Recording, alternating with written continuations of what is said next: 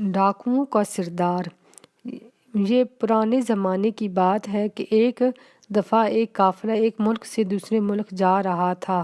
اس میں بہت سے لوگ تھے جو مل کر سفر کر کسی کے پاس اونٹ تھے، کسی کے پاس گھوڑے تھے، اسی طرح سب مل کر سفر کر رہے تھے کہ ایک جگہ پر سارا قافلہ ٹھہرتا ہے، لوگ اپنے اپنے خیمے لگاتے ہیں اور کھانا وغیرہ کھاتے ہیں، پھر رات ہو جاتی ہے اور سب قافلے والے سو جاتے ہیں۔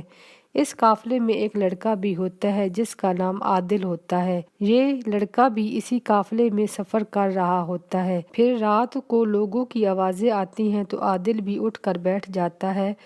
کچھ ڈاکو قافلے پر حملہ کر دیتے ہیں اور ڈاکوؤں کا سردار سب لوگوں کو جمع کر کے اپنے ساتھیوں سے کہتا ہے کہ ان کے پاس جو پیسے اور قیمتی سامان ہے سب ان سے لے لو۔ سب ڈاکو سب لوگوں سے ان کے پیسے اور قیمتی سامان جمع کرنے لگتے ہیں۔ ڈاکو سب سے پیسے اور قیمتی سامان جمع کر لیتے ہیں اور اب جانے لگتے ہیں تو ڈاکوؤں کے سردار کی نظر عادل پر پڑتی ہے اور ڈاکو کا سردار عادل کے پاس جاتا ہے اور اس سے کہتا ہے کہ تمہارے پاس تو پیسے نہیں ہوں گے؟ تو عادل کہتا ہے کہ نہیں، میرے پاس پیسے ہیں۔ تو ڈاکوؤں کا سردار ایک ڈاکو سے کہتا ہے اس کی تلاشی لو کہ اس کے پاس پیسے ہیں۔ ڈاکو عادل کی تلاشی لیتا ہے تو اس کو عادل سے کچھ نہیں ملتا۔ پھر ڈاکوؤں کا سردار کہتا ہے کہ تم نے کہا ہے کہ تمہارے پاس پیسے ہیں لیکن تمہارے پاس پیسے نہیں ہیں۔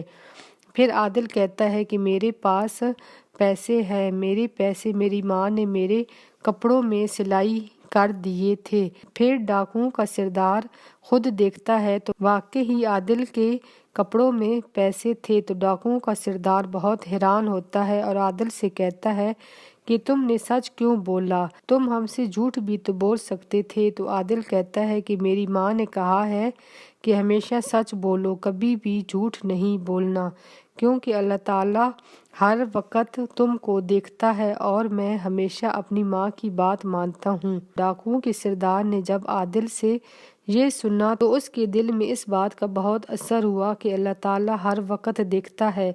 پھر ڈاکوؤں کے سردار نے سب لوگوں کا سامان اور پیسے واپس کر دیے اور سب ڈاکوؤں کو لے کر وہاں سے چلا گیا۔ پھر اس ڈاکو کے سردار اس واقعے کے بعد کبھی بھی ڈاکہ نہیں مارا اور اپنے سارے ساتھیوں کے ساتھ مل کر نیکی والے کام کرنے لگتا ہے، اور وہ ہر وقت لوگوں کو بھی اللہ تعالیٰ کا رستہ دکھاتا رہتا تھا اور پھر وہ اللہ تعالیٰ کا ایک نیک انسان بن جاتا ہے۔